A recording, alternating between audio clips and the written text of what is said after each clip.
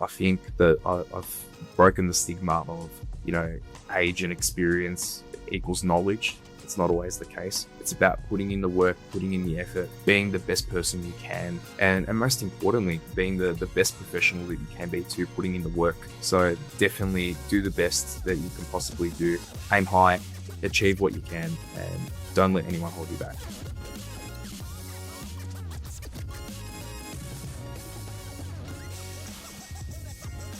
Nick, thanks for joining the show. Really appreciate your time. And I know it's a little bit of an early one before work, but thanks for coming on. No worries. Thank you so much, Sam, for having me. Now, I came across you. I think I saw on LinkedIn that you were at the IFCBAA conference recently down in Hobart, and saw you up on stage and receiving an award, if I'm not wrong. So would you mind maybe giving a bit of an overview, I guess, on who you are and what you do? Sure. First things first, my name's Nick. A lot of people will probably know me in the industry, probably see me around, as you mentioned. This year, I was very honored to be selected to represent the IFCBAA Young Professionals RIC on the panel alongside Adam Kowalski, Oslan Basser, and our facilitator, Nicole Cooper. As for the awards, I was last year's winner of the Young Professional Award in 2025. This year, Adam Kowalski took the honor. So it's very much a great representation for the RAC to have two young professional winners on our panel. And in terms of you and your background, would you mind maybe giving an overview on your journey, I guess, within freight forwarding and sort of how you came to be where you are at the moment? Sure.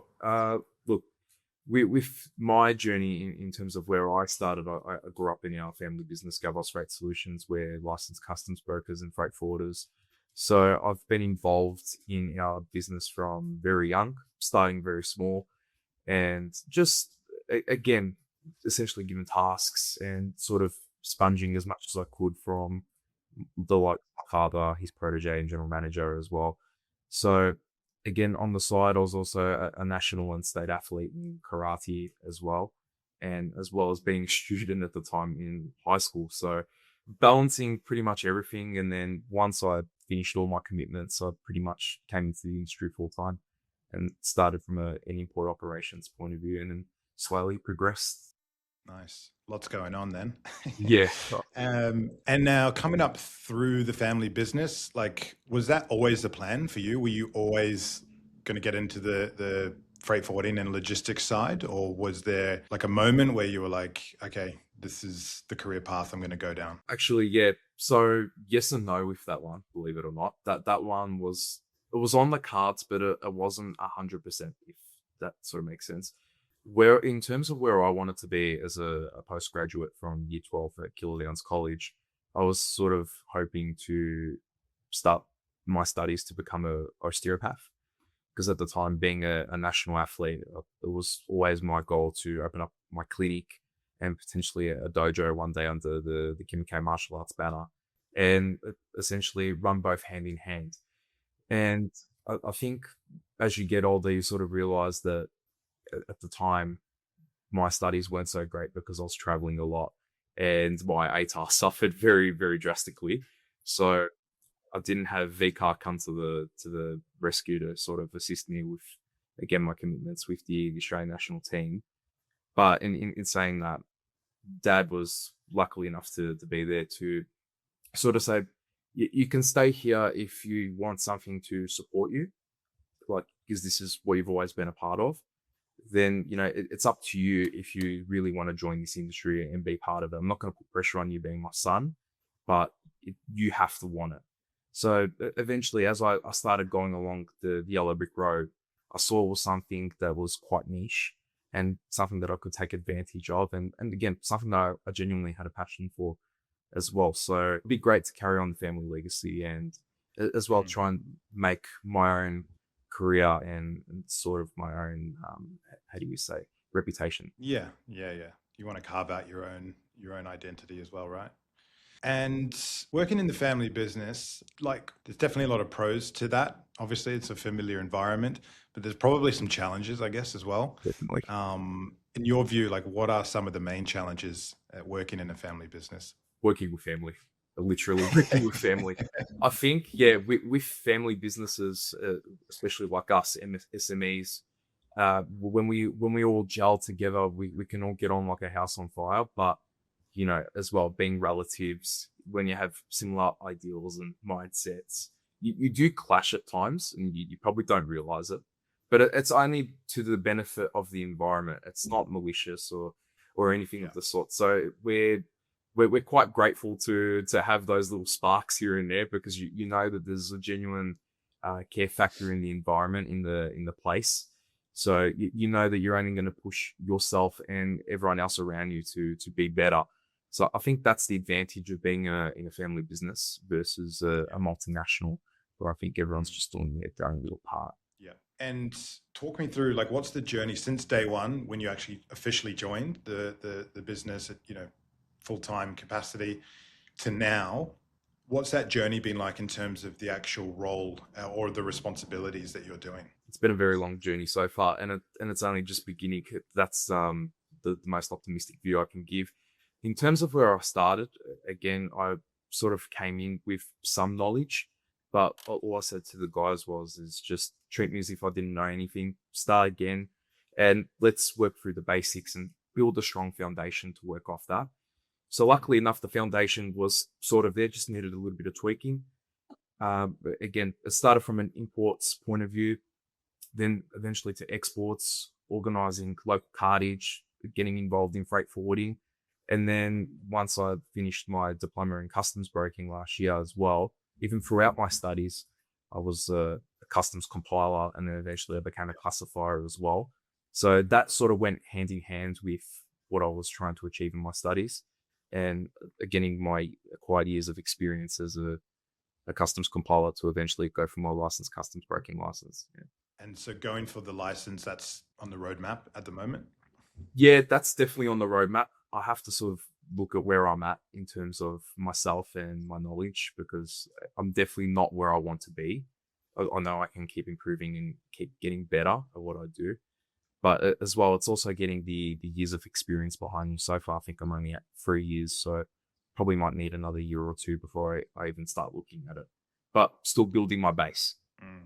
And they don't make it easy, right? I think that's like one of the challenges, and what I hear constantly is just the actual ability to go down that pathway and become a licensed customs broker is really difficult, especially at the moment where there is a massive shortage of brokers, and we obviously need more. So what do you know, like, specifically what you actually need to do in order to become a licensed customs broker? I think like people listening would find that interesting in terms of what you actually have to do. Yeah, sure. I've mentioned this on the panel as well, and I think a lot of people were sort of shocked how I threw it out. But in terms of wanting to be a licensed customs broker, someone that doesn't have the license yet as well is going for it at the moment, all I can say is it starts with you as a person. You need to know where you are, where your 2 feet are, and you need to trust yourself and your abilities. You need to have confidence.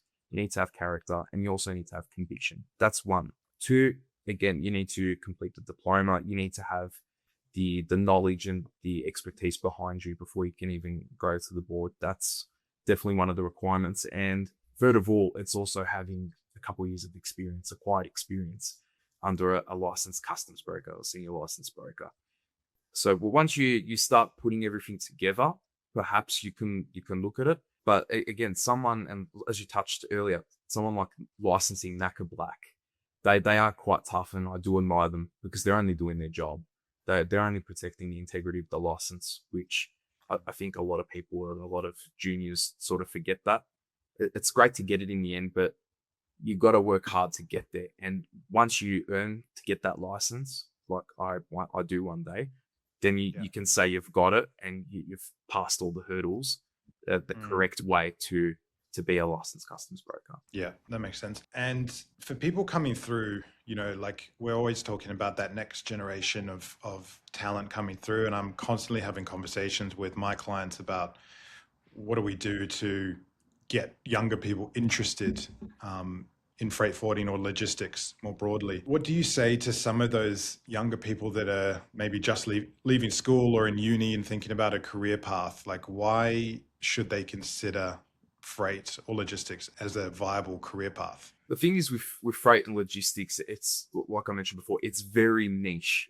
There's so many different pathways you can sort of travel along. You can start from an import's point of view to become a freight forwarder, or specialize in a specified section of forwarding or logistics, or Mm. you can possibly even get into the customs broking side. So there's so many pathways that you can go. But all I can say to the young people, where I was myself, 18 years old as a postgraduate, this industry, what I love about it is it offers so many challenges.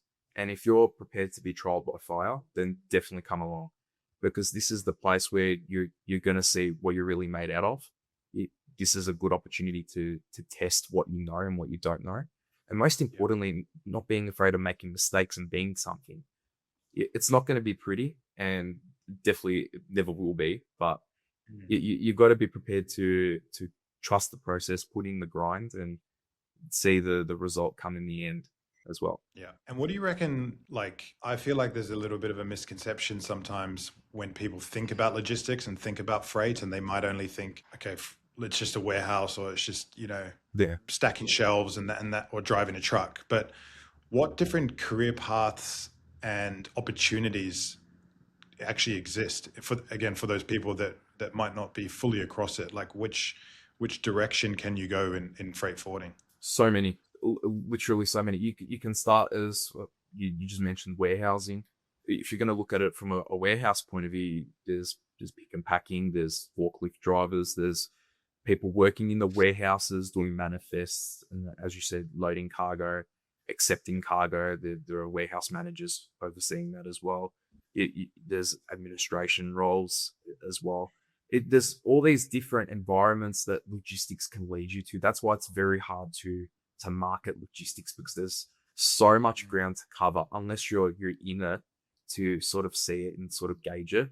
It's a bit hard. But what I've been saying to people is you've got to market logistics in general as a place that's fun, it's dynamic, and most importantly, somewhere that will give you so many opportunities, but not being afraid of trying something new. Yeah. So yeah, you can't really cover one or the other. You've got to cover everything.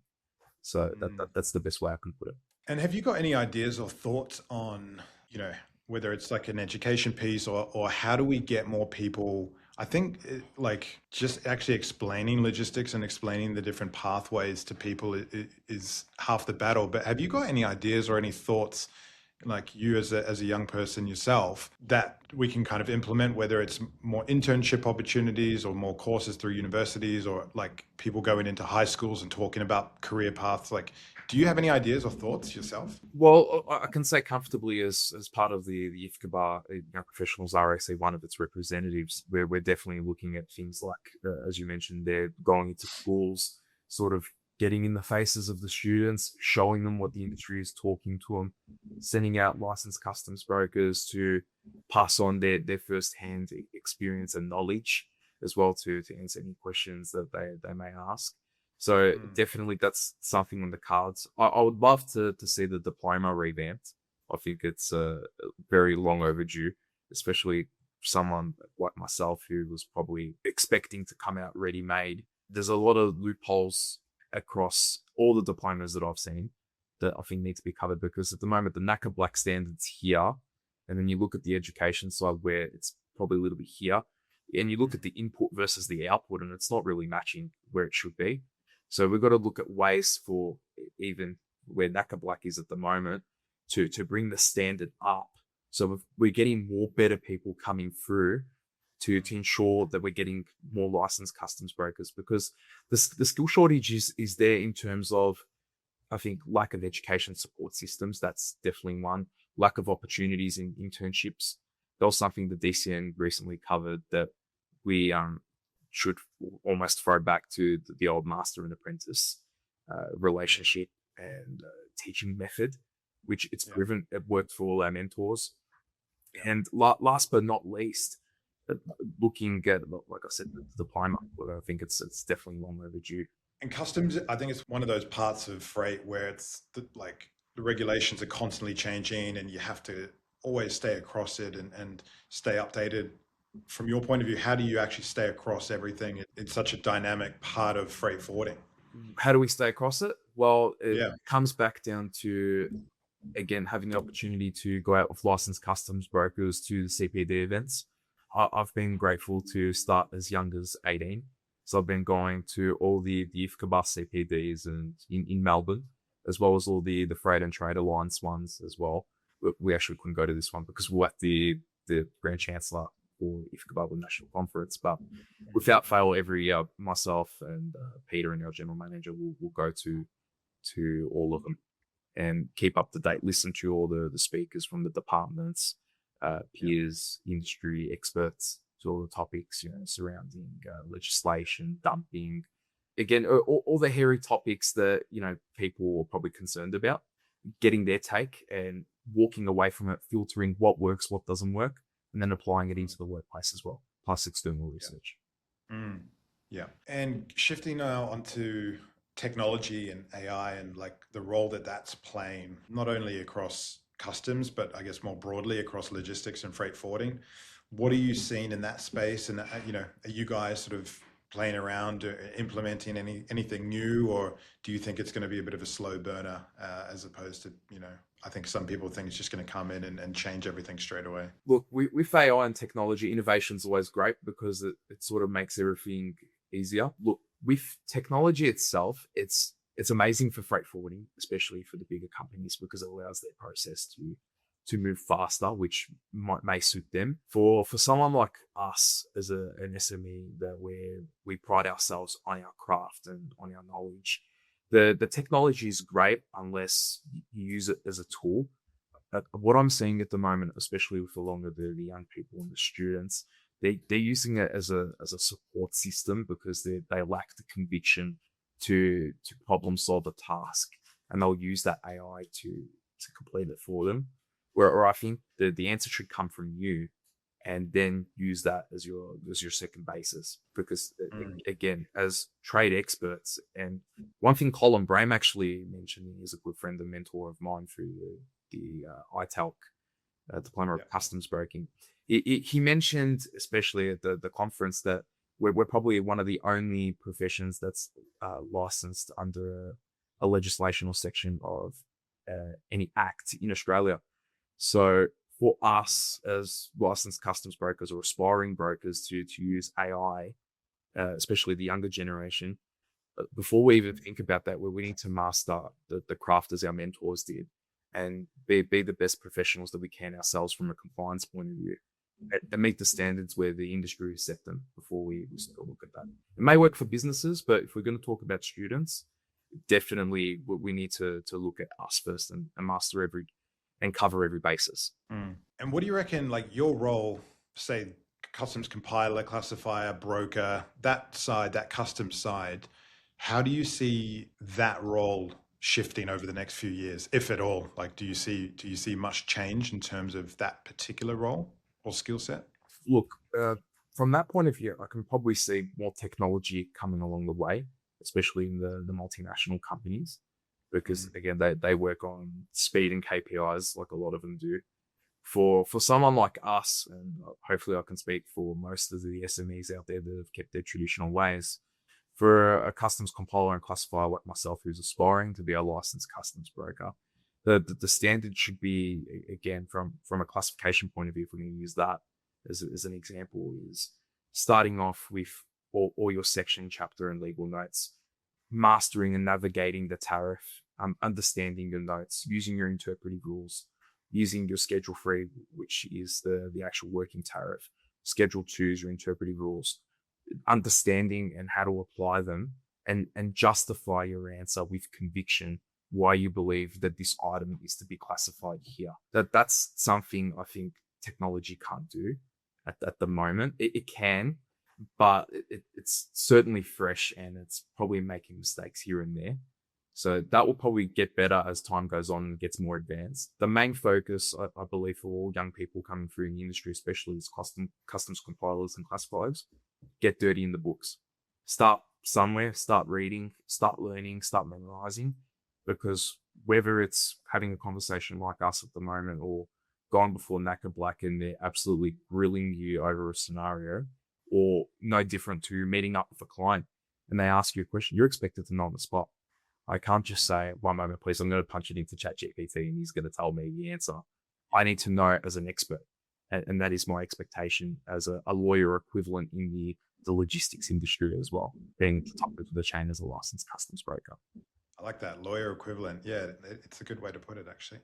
Just going back a bit to, again, school leavers, people about to go to uni, or people thinking about their first real corporate kind of full-time job. What's your favorite part about the job? My favorite part, talking to people and coming across very hairy scenarios. I love to come across all the nitty gritty stuff that people don't want to touch. And I absolutely love to dissect it with the team and learn how to get it over the line. Recently, we just had, I believe it was in February or March, because of the ongoing conflict in the Middle East, we had about 14 or 13 AKEs returned back from the Arab Emirates of meat. So that was a tricky process to get it back here and clear it, because that requires an import permit once it leaves. So there was a special division that was formed with quarantine and their export department there that sort of, how do you say, fast track the process and work with us to get it over the line. And that was probably one of the meaningful experiences that I've been part of. Obviously, someone like my father who's been around for plus 30 years is probably had more than me, but that was by far, I think, the most intriguing one in terms of real life consequences of conflict in any region of the world. That when duty calls you, you have to act, and you have to act now. Drop what you're doing and problem solve. It is a lot of problem solving, right? Like, you got to think outside the box a lot. Yes. Yeah. And when it comes to work, like, we hear about flexibility, hybrid, remote, whatever it looks like. Like, for people like you, maybe less so yourself specifically, because it's a family business, but like people your age and your mates and stuff like that, how important is flexibility or remote and things like that for people looking for a job? I think, again, because I'm sort of a time capsule myself. I know I just turned 21 today. So again, Happy birthday. Oh, thank you. So someone like myself who's been brought up in an environment that's embraced the old school values. Someone like myself, what I say to young people is, don't worry about working from home. Get together with the team. You need to be in the office, especially as someone coming from an SME and sees how that creates disconnect. You need to be part of the team. You need to be able to talk to your colleagues. You need to be able to problem solve. Because in an environment like ours, you definitely can't run, and you certainly can't hide either. In a bigger company, you probably have flexibility, but in an environment like ours, you definitely need to be part of the cohesion of the environment, because that allows us to all gel together. It creates a fun environment, a healthy environment, and most importantly, the productivity comes along with it as well. And I just feel when you're working from home, we sort of lose that person a little bit. Like, you may have circumstances, fair enough, but like I always say to people, try and come to the office, because there was no such thing as Teams or anything of the sort. 30 years ago when my father started, it was either you rocked up to work or you didn't. So I think that's the same philosophy we should still have and not rely on it. Yeah, awesome. Any final thoughts, or I guess any message to that next generation that are sort of coming through before we wrap up? Sure. Just as I was saying before, give it a go. If this is something new for you, if you're listening to this, then absolutely give it a crack. I didn't know where I was, a couple of years ago. I didn't foresee myself to be here at this point as a national award winner and a panelist before all 21. So again, sky's the limit. I think that I've broken the stigma of, age and experience equals knowledge. It's not always the case. It's about putting in the work, putting in the effort, being the best person you can, and most importantly, being the best professional that you can be too, putting in the work. So definitely do the best that you can possibly do. Aim high, achieve what you can, and don't let anyone hold you back. And finally, actually, I know you mentioned that you're a big martial artist and kind of went down that pathway. How does that translate over into your work life, like having coming through such a disciplined sport? Most certainly, it's always there every day. I think as a martial artist, where when you start down the track, and I was very thankful to be taught by two coaches of mine who I hold to utmost respect as well, who are both my father figures and mentors. Those lessons that you have with those people do not go again. Like they do not leave. It starts with a process and it finishes with a finish. It starts and ends. So that it starts with habits at home as well. For martial art, it's cleaning gear, packing your gear, cleaning up around you, having a process, having a system. That sort of definitely translates into your work because you have a start point and you have a finish point as well. So again, there's forms in martial arts. So a lot of people know we have forms called kata, we have freestyle fighting called kumite. So these are things that the lessons that they teach us as martial artists, that we know when to rely back on our form and our basics and our foundation. And then we also know how to think and act under pressure on the spot and compose ourselves with sanshin to not show the person our true thoughts or our current emotions, to be able to have that poker face, as we call it. So that's what martial arts is. It's about creating better people and most importantly, being the best version of yourself. Yeah, yeah, absolutely. I'm like 18 months into my BJJ journey, so I think as well as like trying to get everyone into freight, I think everyone should do martial arts. Like it's unbelievable, and it really does transfer across, I think, into work life. Like so many attributes you can take from that side and implement into your daily work. So, no, love it. Awesome. Well, I'll wrap up now. I won't keep you too long. I really appreciate you jumping on and taking the time. And yeah, we look forward to following you on LinkedIn. And no doubt you'll go on to do really, really great things. So thank you very much. No, Sam, appreciate your time and thank you for having me. Really appreciate it again for the opportunity. Thanks, Nick. Cheers, mate. Cheers.